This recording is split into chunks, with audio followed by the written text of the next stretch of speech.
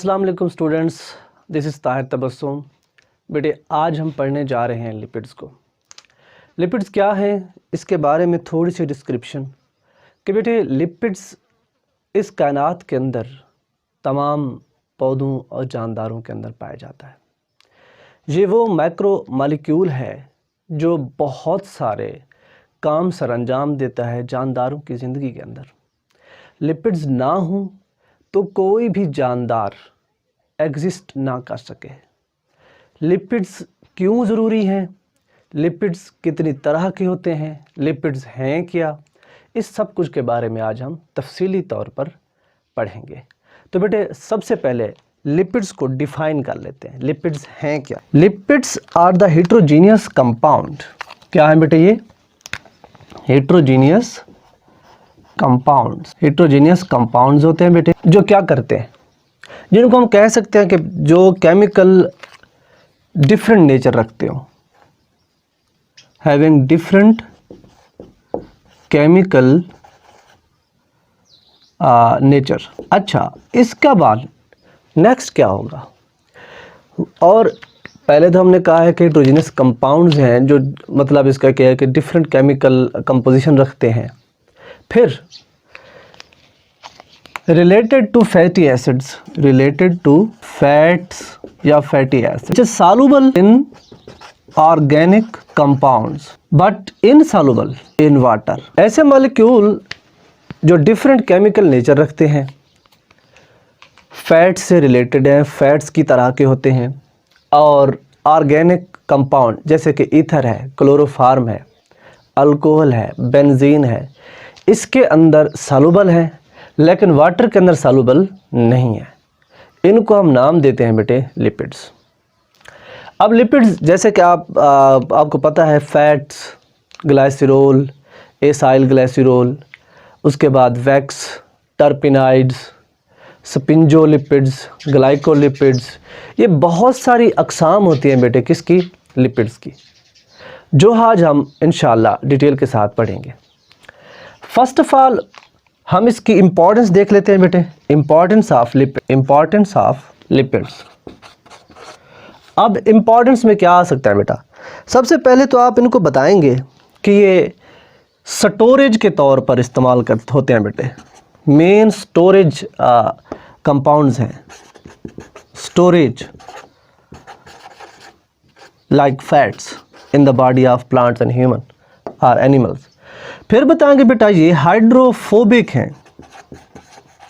Hydrophobic क्या माने इसका? जो पानी से दूर भागते हो। इसका मतलब ये है कि जो पानी के साथ किसी किस्म की इनकी अट्रैक्शन ना हो। पानी के अंदर हमने पहले भी कहा है कि इनसॉल्युबल इन वाटर है, तो ये हाइड्रोफोबिक होंगे बेटे। इसलिए ये हाइड्रोफोबिक होने की वजह से सेल मेम्ब्रेन के कंपोनेंट्स बनाते हैं बेटे। सेल मेम्ब्रेन के कंपोनेंट्स को फार्मूलेट करेंगे। फिर हम जब बात करते हैं तो ये बहुत सारे जानदारों के जिस्म के ऊपर प्रोटेक्टिव लेयर के तौर पर इस्तेमाल होती है against cold and heat. Cold and heat से बचने के लिए बहुत सारे जानदार इसको एज प्रोटेक्टिव लेयर के इस्तेमाल करते हैं। जैसे बर्फ़ानी रीछ देख लें बेटा, सर्दी के अंदर उनके ऊपर जिस्म के ऊपर फैटी होती है जो उसको सर्दी से बचाती है। इस तरह से नेक्स्ट होगा बेटा बहुत सारे इंसेक्ट्स की। इंसेक्ट्स के अंदर उनका जो एक्सोस्केलेटन होता है, बाहर वाला जो स्केलेटन होता है बेटा, उसके ऊपर वाटर प्रूफ के तौर पर भी ये इस्तेमाल होते हैं लिपिड्स। मतलब जो छोटे छोटे इंसेक्ट देखते हैं जैसे लाल बेग हो गया, इस तरह के बहुत सारे इंसेक्ट ऐसे होते हैं जो जिस्म से लिपिड्स खारिज करते हैं, फैट्स खारिज करते हैं, और वही फैट उनको बतौर वाटर प्रूफ के इस्तेमाल जो है ना इस्तेमाल हो रही होती है। उसके बाद बेटे यही फैट बहुत सारे लीव्स के ऊपर, जैसे कि क्यूटिन है हमारे पास एक फैट है जो प्लांट के कौन कौन सी चीज़ें, तीन फॉर एग्जांपल, वो तीन पार्ट्स कौन से होते हैं? लीव्स हो सकते हैं बेटे, वो फ्रूट हो सकते हैं, वो सीड्स, अब इनके ऊपर एक प्रोटेक्टिव लेयर के तौर पर इस्तेमाल होते हैं। कभी आपने मैंगो खाया हो, आम को अगर आप खाते हैं तो आप उसको जब वॉश आउट करते हैं, धोते हैं, तो आपको थोड़ा सा ग्लासदार मादा जो है ना वो महसूस होता है। वही दरअसल क्या होता है, लिपिड्स की एक लेयर होती है जो उस मैंगो को प्रोटेक्ट कर रही होती है बेटे अगेंस्ट द वाटर, पानी के नुकसानदेह जो है ना असरात से उसको बचा रही होती है, या कोई भी इंसेक्ट वहाँ पर उसके ऊपर अटैक नहीं कर सकता होता है। इसलिए वो प्रोटेक्टिव लेयर के तौर पर ये लिपिड की जो है ना लेयर फ्रूट्स, लीव्स और सीड के ऊपर इस्तेमाल हो। फिर बेटे यही जो हमारे पास लिपिड्स हैं, हम कहते हैं, एक शॉर्ट क्वेश्चन आता है, ज़बरदस्त किस्म का शॉर्ट, अक्सर आ चुका आपके सिलेबस के अंदर, why lipid store double amount of energy. कौन भाई लिपिड्स जो है ना डबल अमाउंट ऑफ एनर्जी क्यों स्टोर करते हैं? बेटा इसकी रीज़न है कि lipid store double amount of energy because they have high proportion of carbon oxygen, high proportion of carbon hydrogen and low proportion of oxygen. बेटे लिपिड्स के अंदर कार्बन और हाइड्रोजन की जो प्रोपोर्शन है, जो एक कह सकते हैं कि इनकी बेटा बॉन्डिंग होती है, वो ज़्यादा होती है एज़ कम्पेयर टू ऑक्सीजन, इसलिए ये double amount of energy store करते हैं। फिर बेटा आखिर में एक इसका छोटा सा शॉर्ट क्वेश्चन है, वो ये है कि यही लिपिड्स बतौर स्टेरॉइड हार्मोन्स और कोलेस्ट्रॉल के तौर पर भी बहुत सारे जानदारों के अंदर इंपॉर्टेंट फंक्शन जो है ना प्ले करता है। इस तरह से बेटा हमने इसका क्या पढ़ा अभी, जस्ट इंट्रोडक्शन एंड इंपॉर्टेंस या फंक्शन ऑफ लिपिड्स। अब बेटा हम डिस्कस करते हैं क्लासिफिकेशन ऑफ लिपिड्स को।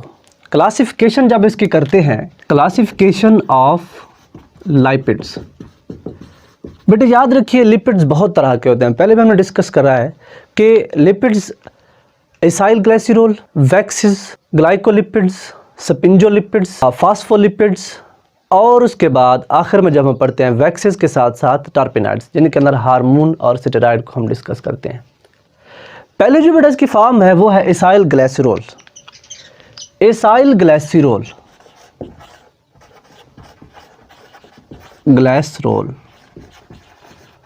अब एसाइल ग्लाइसरॉल को हम दूसरे लफ्ज़ों में फैट्स भी कहते हैं बेटे। जब हम इसकी डेफिनेशन करते हैं तो हमें पता चलता है, हम कहते हैं chemically acyl glycerol are the esters of fatty acid and alcohol. Alcohol और फैटी एसिड के एस्टर को हम एसाइल ग्लाइसरॉल का नाम देते हैं बेटा। अब ये एस्टर किस तरह से पैदा होता है, लेट्स सी। ये देखें बेटे, हमारे पास एक अल्कोहल है C2H5OH। अब बेटे ये एस्टर क्या होता है, हम इसको केमिकली जो है ना ड्रा करके देखते हैं, एक रिएक्शन करके देखते हैं। ये हमारे पास अल्कोहल है C2H5OH plus HOOCH3।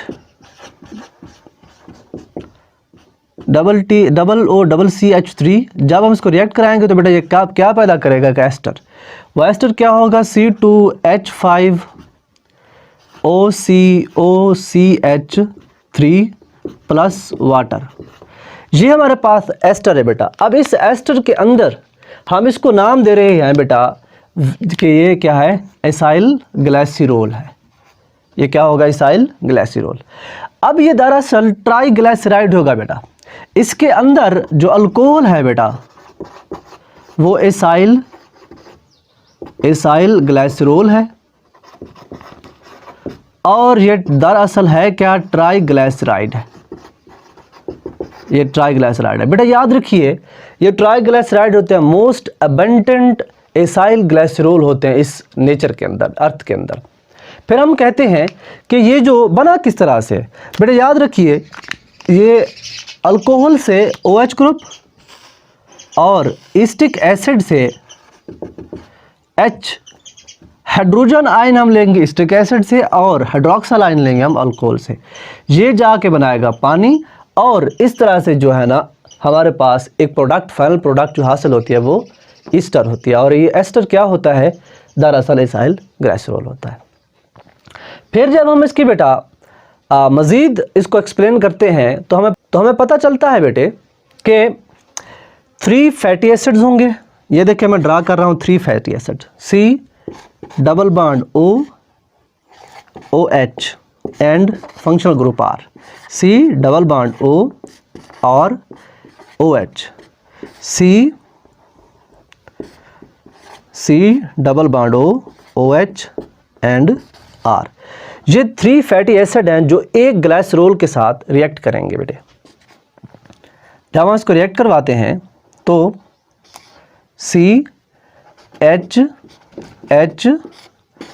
OH, CH OH, CH and OH। याद रखिए बेटा ये हमारे पास ग्लाइसरोल है, ग्लाइसरोल, और ये हमारे पास 3 फैटी एसिड के मॉलिक्यूल्स हैं। अब होता क्या है कि बेटा OH ग्रुप और उसके बाद हाइड्रोजन आयन बेटे ये क्या करेंगे, वाटर बना लेंगे। 3 मॉलिक्यूल इसके वाटर के बेटा रिलीज होंगे और ये जो बॉन्ड होगा बेटा किसके दरमियान, ऑक्सीजन, इसको आप जरा रिवाइज कर लेते हैं HO। अब ये जो होंगे क्या बनाएंगे बेटा, वाटर, और आखिर में जो ये बॉन्ड होगा इसको हम कहेंगे एस्टर बॉन्ड। क्या होगा बेटा, ये दरअसल एस्टर बॉन्ड होगा और ये मॉलिक्यूल सारा क्या होगा, एस्टर होगा, जिसको हम नाम दे रहे हैं इसाइल ग्लाइसरोल। बेटा ये दोनों के अंदर पाया जाता है, प्लांट्स के अंदर भी पाया जाता है और एनिमल्स के अंदर भी पाया जाता है। अब हम इसकी फर्दर जो डिस्कशन करते हैं वो आती है फैटी एसिड्स के अंदर। अब बेटा हम इसके डिस्कस करते हैं इसाइल ग्लाइसरोल की टाइप्स के अंदर फैटी एसिड आता है बेटा, फैटी एसिड्स, फैटी एसिड्स। अब ये फैटी एसिड क्या होते हैं बेटा, वो एसिड जिनके अंदर इवन नंबर 2 to 30 क्या मौजूद हो, कार्बन एटम। किसके साथ मौजूद हो बेटा, स्ट्रेट हाइड्रोजन एटम के साथ बेटा। याद रखिए फैटी एसिड वो कहलाएंगे जिसके अंदर even number of carbon atoms हों और वो जुड़े हुए हों हाइड्रोजन के साथ, और इनके साथ मौजूद हो कार्बोक्सिलिक एसिड, यानी कि कोई एसिडिक ग्रुप भी मौजूद हो तो वो कहलाएंगे हमारे पास फैटी एसिड। बेटा फैटी एसिड ट्राइग्लिसराइड के इंपॉर्टेंट कंपोनेंट्स हैं। ट्राइग्लिसराइड के अंदर लाजमी पाए जाते हैं कौन, फैटी एसिड, जैसे हमने पिछली एग्जांपल के अंदर डिस्कस किया। फिर बेटा हम जब इसकी टाइप्स देखते हैं, टाइप्स ऑफ फैटी एसिड के अंदर हमें इसकी 2 टाइप्स मिलती हैं। एक होती है सैचुरेटेड फैटी एसिड, दूसरी होती है अनसैचुरेटेड। अनसैचुरेटेड और फैट, उसके अंदर क्या फ़र्क है बेटा, सैचुरेटेड वो जिनके स्ट्रक्चर के अंदर no double bond saturated fatty acid के अंदर बिल्कुल नहीं पाया जाता। While on the other hand unsaturated fatty acid are those one having up to 6 double bonds in their structure. अब बेटा हमें पता चलता है यही फैटी एसिड्स प्लांट और एनिमल्स के लाजमी जुज़्व हैं, लाजमी पैदा होते हैं बेटे इनके अंदर। हमने कहा ये स्ट्रक्चरल कंपोनेंट्स बनाने के लिए भी ज़रूरी इस्तेमाल होते हैं। याद रखिए बेटा हमने पिछली बात में अभी डिस्कस किया है कि यही फैटी एसिड पानी के अंदर तो बिल्कुल इनसॉल्युबल हैं, लेकिन इनकी जो सॉल्युबिलिटी है वो भी डिपेंडेंट है इनके स्ट्रक्चर के ऊपर, नंबर ऑफ कार्बन एटम्स के अंदर। हमने कहा है कि यही जो फैटी एसिड्स हैं, ये फैटी एसिड्स ऑर्गेनिक सॉल्वेंट्स के अंदर भी अपनी एक सॉल्युबिलिटी कर्व रखते हैं, एक सॉल्युबिलिटी पॉइंट रखते हैं। जब हम बात करते हैं कि जिसके अंदर number of carbon atoms come हों वो उतने ही लेस सॉल्युबल होंगे ऑर्गेनिक कंपोनेंट्स के अंदर, जिसको हम कह रहे हैं बेंजीन, क्लोरोफॉर्म या ईथर, या हम कहते हैं अल्कोहल। इनके अंदर ये लेस सॉल्युबल वो फैटी एसिड होगा जिसके अंदर नंबर ऑफ कार्बन एटम कम होगी, और वो ज़्यादा सॉल्युबल होगा जिसके अंदर नंबर ऑफ कार्बन एटम ज़्यादा होगी।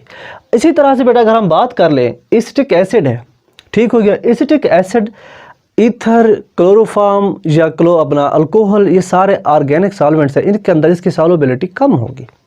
While on the other hand ये जो हमारे पास ओलिक एसिड है या पाल्मेटिक एसिड है, क्योंकि नंबर ऑफ कार्बन आइटम इसके से ज़्यादा हैं तो इसकी सॉल्युबिलिटी भी ज़्यादा होगी। याद रखिए बेटा, जो हमारे पास सॉल्युबिलिटी है वो डिपेंड करती है, अगेन कह रहा हूँ, रिपीटिंग वंस मोर टाइम, कि solubility number of carbon atoms के ऊपर डिपेंड करती है।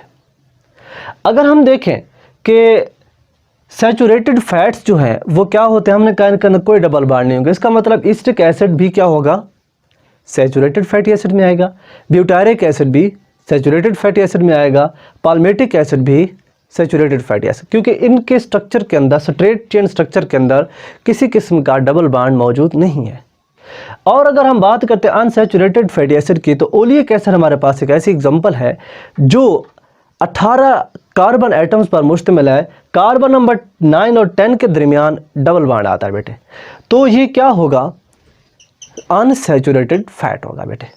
अब इसी के बेस के ऊपर हम बताते हैं कि ये सैचुरेटेड फैट्स क्या होते हैं बेटा। सैचुरेटेड अनसैचुरेटेड फैट्स को सैचुरेटेड फैट्स के अंदर जो है ना कन्वर्ट किया जाता है by the process of hydrogenation के प्रोसेस के अमल के बाद बेटा हम अनसैचुरेटेड फैट्स को सैचुरेटेड फैट्स में तब्दील कर सकते हैं। अब जो अनसैचुरेटेड फैट्स हैं बेटा, ये रूम टेम्परेचर के ऊपर क्या होती हैं, लिक्विड्स होते हैं बेटा, और इनके मेन सोर्सेज क्या हैं, प्लांट्स हैं। ये वो फैट्स हैं जो बेटे प्लांट से हासिल की जाती हैं और रूम टेम्परेचर के ऊपर लिक्विड फॉर्म में पाई जाती हैं। On the other hand saturated fats are those one which are solid at room temperature. Room temperature के ऊपर वो फैट्स जो सॉलिड हैं वो सैचुरेटेड फैट्स होंगे बेटे, और इनका जो मेन सोर्स है बेटे वो एनिमल्स है। जैसे आप देखते हैं मक्खन है, मक्खन या देसी घी आप देखते हैं, आप देसी घी को अगर टेम्परेचर इसका बढ़ जाता है, सर्दियों में देख लें, या इसको आप 25 डिग्री सेंटीग्रेड से कम जो टेम्परेचर होगा उसको बढ़े सॉलिड होगा। मगर यही ऑयल जो हम प्लांट्स ऑयल कहते हैं, जैसे कि हमारे पास सनफ्लावर ऑयल होता है या कॉर्न ऑयल होता है या किसी किस्म का तिलों का तेल ले लें, जितनी भी प्लांट्स की अजनास है, अगर वहाँ से हम जो तेल हासिल करते हैं उसको हम अगर फ्रिज के अंदर भी रख दें तो वो जमेगा नहीं बेटे, और ना ही क्रिस्टल बनाएगा। हाँ, लेकिन ये जो क्रिस्टलाइजेशन का अमल है ये इंड्यूस किया जा सकता है। हम जो लिक्विड ऑयल को हम क्रिस्टलाइजेशन की फॉर्म में तब्दील कर सकते हैं अपने केमिकल प्रोसेस के ज़रिए। उसके बाद बेटा जब हम देखते हैं कि ऑयल और घी में क्या फ़र्क है, अगेन वही जो अनसैचुरेटेड फैट्स होंगे बेटा वो ऑयल कहलाएंगे, क्योंकि ये रूम टेम्परेचर के ऊपर क्या है, लिक्विड है। ऑन द अदर हैंड घी वो होंगी जो सैचुरेटेड फैट्स होंगी और रूम टेम्परेचर के ऊपर क्या होंगे बेटे, सॉलिड होंगे। ऑयल का जो सोर्स है वो प्लांट है, अक्सर आप देखते हैं प्लांट ऑयल घर के खानों के अंदर इस्तेमाल करते हैं, और आपको प्लांट का वही घी भी मिलता है। वो जो घी है वो हाइड्रोजनेशन के प्रोसेस से गुजर कर बनता है। फिर जब हम बात करते हैं बेटा इसके मेल्टिंग पॉइंट्स की, मेल्टिंग पॉइंट जब हम बात करते हैं, जो हमारे पास पाल्मेटिक एसिड है, पाल्मेटिक एसिड का जो मेल्टिंग पॉइंट है बेटे वो 63.1 है। ये जो हमारे पास पाल्मेटिक एसिड है इसका जो मेल्टिंग पॉइंट है वो 63.1 डिग्री सेंटीग्रेड है। और इसी तरह से अगर हम बात करें ब्यूटारिक एसिड की तो इसका -8 डिग्री सेंटीग्रेड है। इसकी जो बेटा हम अगर इनकी रूम टेम्परेचर के ऊपर इनकी लिक्विफाइज फॉर्म को देखना चाहें तो ये इस तरह से हमें मिलता है। इस तरह से बेटा ये जो हमने डिस्कस किया हमने जस्ट फैटी एसिड को जो एसाइल ग्लिसरॉल की एक टाइप है। इंशाल्लाह नेक्स्ट लेक्चर के अंदर फिर आपकी खिदमत में हाजिर होंगे। तब तक के लिए अल्लाह हाफिज़।